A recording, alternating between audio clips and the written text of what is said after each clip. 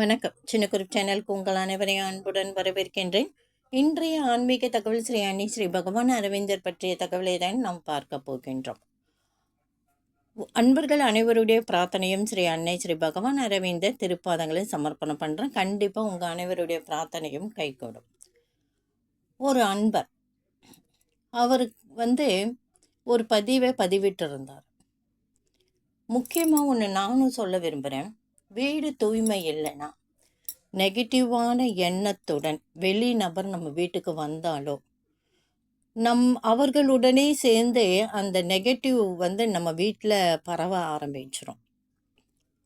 நம்ம எவ்வளோதான் வீட்டை சுத்தம் பண்ணால் கூட அந்த நெகட்டிவான எதிர்மறை எண்ணத்துடன் வருபவர்கள் எண்ணம் நம்மை போட்டு அழுத்தும்.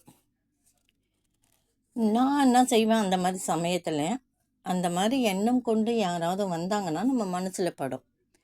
அவங்க போனதும் சிறிது நேரம் கழித்து மஞ்சள் தண்ணியை நான் வீடு முழுவதும் தெளித்து அவங்க அமர்ந்த இடத்துலையும் தெளித்து விட்டு தொடச்சிட்டு நான் சாம்பிராணி போட்டுவிடுவேன். அப்படி இல்லை, நம்ம கற்பூரம் தீபம் வீடு முழுவதும் காண்பிக்கலாம்.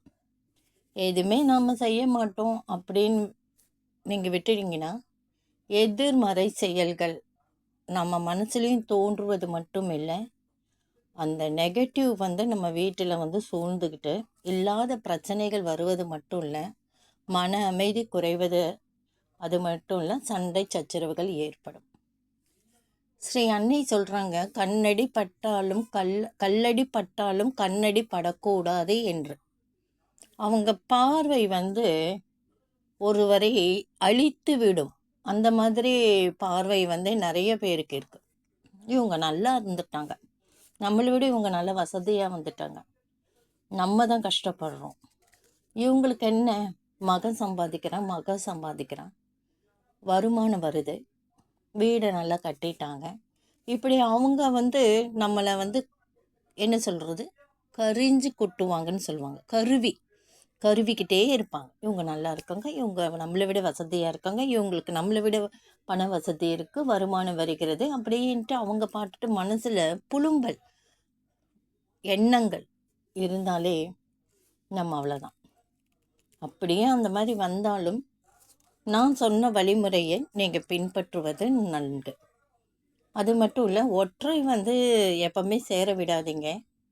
செல்ஃபில் எப்பவுமே டஸ்ட்டு இருந்தால் அதெல்லாம் தொடச்சி சுத்தம் பண்ணி வச்சிடுங்க.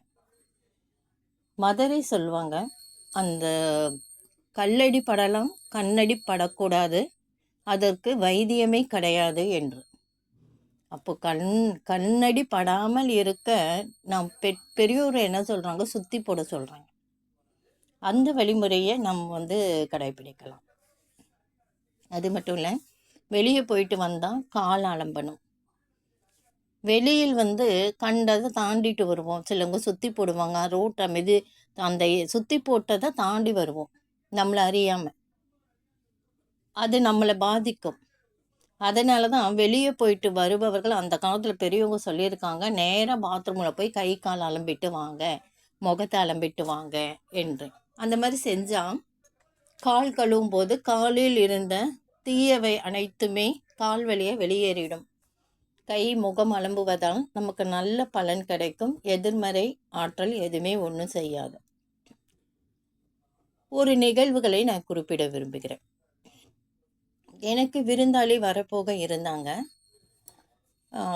நிறைய பேருக்கு கல்யாணம் திருமணம் எடுத்து இல்லைங்களா, மகனுக்கு வரப்போக இருந்தார்கள். இதனால் என்ன ஆச்சுன்னா, எனக்கு எதிர்மறை சக்திகளின் வேலை அதிகரித்தது. அதோட அட்டகாசம் அதிகரித்தது. எனக்கு ஒரு பழக்கம் உண்டு. ஏன்னா நான் எவ்வளோ இக்கட்டான சூழ்நிலையிலும் ஸ்ரீ அன்னை ஸ்ரீ பகவான் அரவிந்தர் படத்தை நான் வச்சுருப்பேன் என் தலைமாட்டிலேயே. இல்லை, நான் படுக்கிற ரூமில் மாட்டியிருப்பேன். என்னோட தலகாணிக்கு பக்கத்துலேயே அவங்க படத்தை வச்சுட்டு படுக்கிறது என்னுடைய பழக்கம். அப்படி தான் நான் எப்போவுமே படுப்பேன். எந்தவித எதிர்மறை ஆற்றலும் என்னை ஒன்றும் செய்யாது. அதையும் மீறி தூய்மை குறைவினால் எதிர்மறை ஆற்றல் எதிர்மறை சக்தி என்னை துன்புறுத்தும் பொழுது ஸ்ரீ அன்னையின் படத்தை என் கையில் எடுத்து அந்த உருவத்துக்கு நேராக நான் காண்பிக்கும் பொழுது ஸ்ரீ அன்னையின் படத்தை சுற்றி நெருப்பு கனல் அப்படியே வீசும். அப்போது அந்த தீய எதிர்மறை சக்தி ஓடிவிடும். இதை நான் என் கண்ணார நான் பார்த்தேங்க. எப்பவுமே அன்னையின் சக்தியும் சரி, ஸ்ரீ பகவான் அரவிந்தரோட சக்தியும் சரி, எப்பவுமே நமக்கு முழு பாதுகாப்பு கொடுப்பாங்கன்றது இந்த நிகழ்வுகள் உங்களுக்கு தெரியும். என்னை எத்தனையோ முறை அவங்க காப்பாற்றியிருக்காங்க. நேற்று 2 தினங்களுக்கு முன் இந்த நிகழ்வுகள் ஒன்றின் பின் ஒன்றாக எனக்கு நடந்தது. ஃபஸ்ட்டு கொஞ்சம் பயமாக இருந்தது, படபடப்பு இருந்தது. ஆனால் நான் மதர் படத்தை எடுத்து வச்சுட்டு நான் அப்படி காண்பிக்கும் பொழுது அந்த தீயவை என்னை விட்டு கத்தி கொண்டு ஓடுவதை நான் அறிந்தேன். ஸ்ரீ அன்னை இருக்க நாம் எதற்கு பயப்படணும்?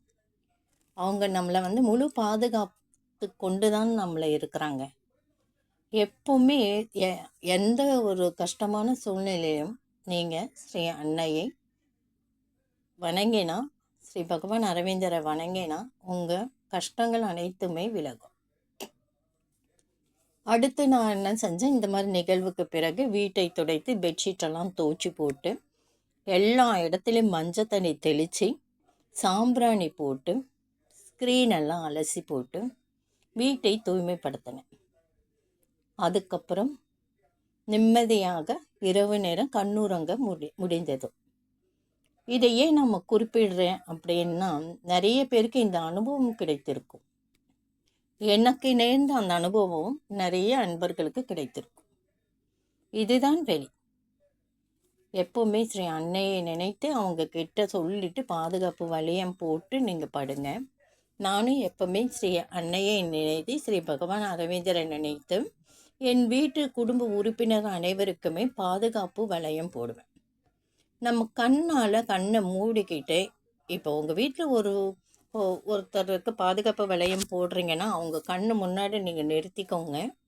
நிறுத்திட்டு கண்ணை மூடிட்டு ஸ்ரீ அன்னையோட சிம்பிளை அவங்கள சுற்றி வட்டமாக சுற்றி சங்கு சக்கர மாதிரி அவங்கள சுற்றி வருவது போல் நீங்கள் நினச்சிங்கன்னா அதுதான் பாதுகாப்பு வளையம். அப்போ அவங்க அன்னையோட பாதுகாப்பில் இருக்கிறாங்க. கடுமையான வேதனை, கடுமையான துன்பம் வந்தால் ஸ்ரீ பகவான் அரவிந்தரோட சிம்பிளும் ஸ்ரீ அன்னை அவர்களுடைய சிம்பிளும் நீங்கள் பாதுகாப்பு வளையமாக போடுங்க. எந்த நிகழ்வுகளும் எப்பொழுதும் நடக்காது. அவங்க பாதுகாப்பில் நாம் போடுற அந்த நபர் பத்திரமாக இருப்பாங்க. இந்த பதிவு உங்களுக்கு பயனுள்ளதாக இருக்கும்னு நினைக்கிறேன். கண்டிப்பாக நீங்கள் எதிர்மறை ஆற்றல் வந்தால் மனசில் தோன்றிச்சுன்னா நான் சொன்ன வழிமுறைகளை பின்பற்றுங்க. அடுத்த ஒரு ஆன்மீக தகவல், இதைவிட சிறப்பான ஒரு தகவலை பார்க்கலாம். நன்றி. இந்த வீடியோ பிடிச்சிருந்தால் லைக் பண்ணுங்கள், ஷேர் பண்ணுங்கள், சப்ஸ்கிரைப் பண்ணுங்கள், கமெண்ட் பண்ணுங்கள்.